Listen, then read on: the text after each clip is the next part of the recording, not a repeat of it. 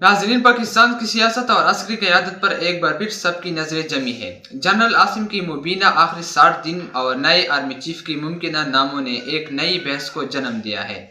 کیا واقعی تبدیلی قریب ہے یا یہ سب محض قیاس آرائیاں ہیں؟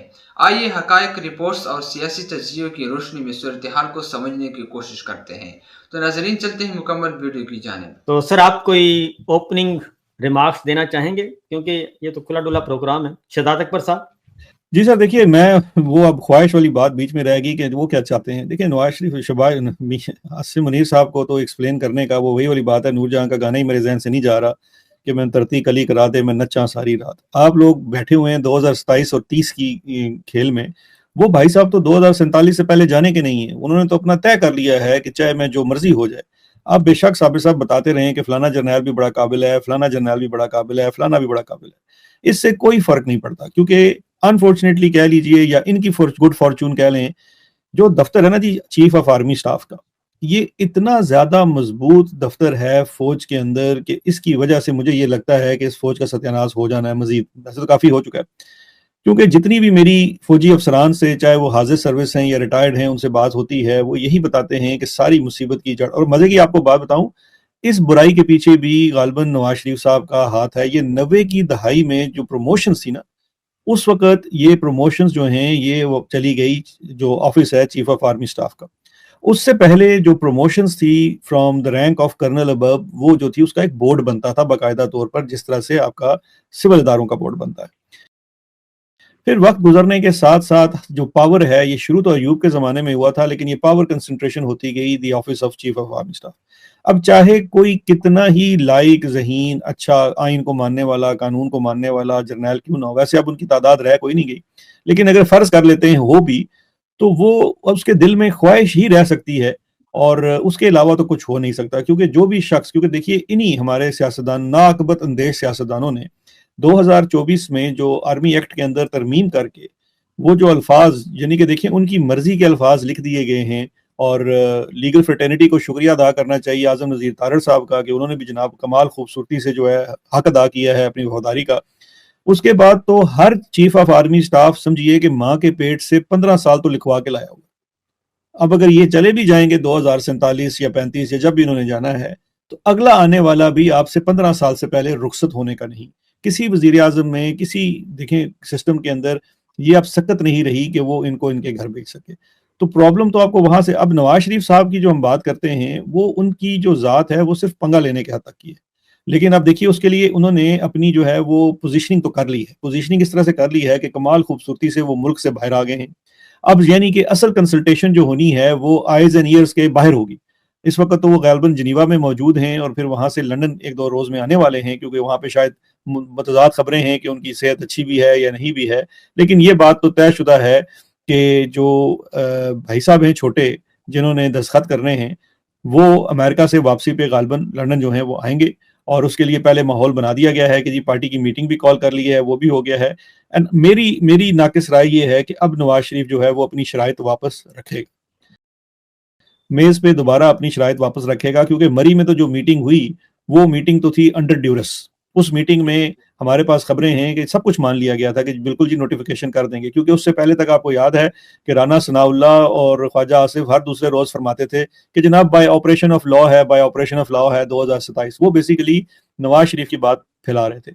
مری میٹنگ کے بعد ان کی بھی بولتی بند ہو گئی، یہ باتیں ختم ہو گئی کہ بائی آپریشن آف لا ہے، کیونکہ جنہوں نے نوٹیفیکیشن نہیں کروایا، نہ ہی کوئی ریجنڈم ایشو کروایا، وہ تو کچھ اور سوچ کر بیٹھے ہوئے ہیں۔ ان کا تو دیکھیے سمری آنی ہی منسٹری آف ڈیفنس سے، ایسے نہیں ہوتا ہے کہ پرائم منسٹر آفس خود سے کسی فائل پہ دستخط کر دیتا ہے، سمری موو ہونی ہے منسٹری آف ڈیفنس سے۔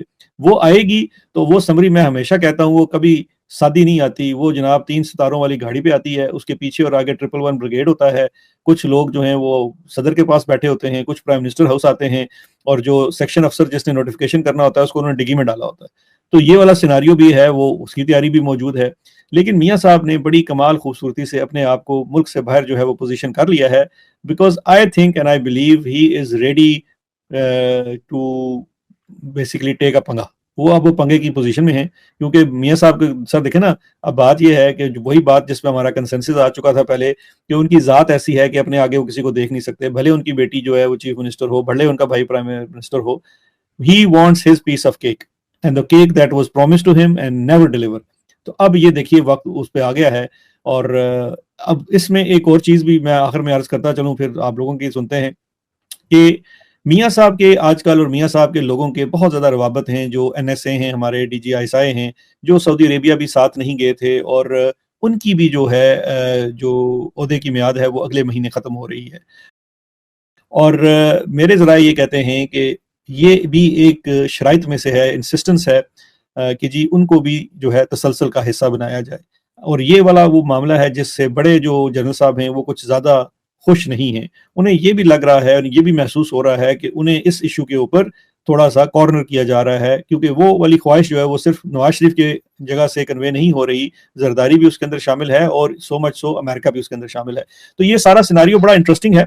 ये जो भी अमेरिका यात्रा है, चाहे वो प्राइम मिनिस्टर की है, आसिम मुनीर की है, उसके बाद जो बैठक लगनी है लंदन में, मेरा ख्याल है साबिर साहब और इमरान साहब आप भी अपने जसूस लेके लंदन पहुंच जाएं, और इधर हम जनाब वो कोई लंबी तारें डाल के बैठ जाते हैं कि यहाँ पे क्या मामला आता है पाते हैं।